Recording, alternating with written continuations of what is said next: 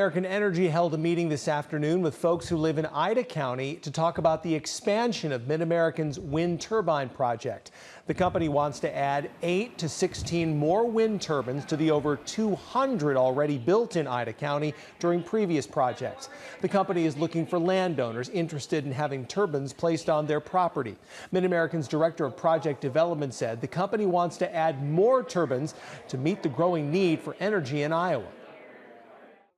It's a relatively small project where there are already turbines and infrastructure.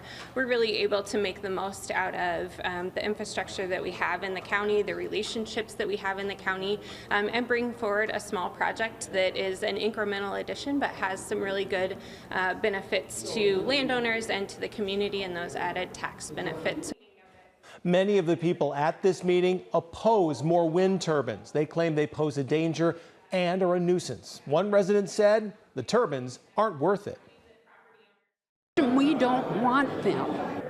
We see the bad sides of it, and we don't believe what MidAmerican says. We've seen that many times. MidAmerican said it takes the concerns of the community members seriously, and the company hopes it can gain community support for the project. This public meeting was the first step required by the Ida County Wind Ordinance.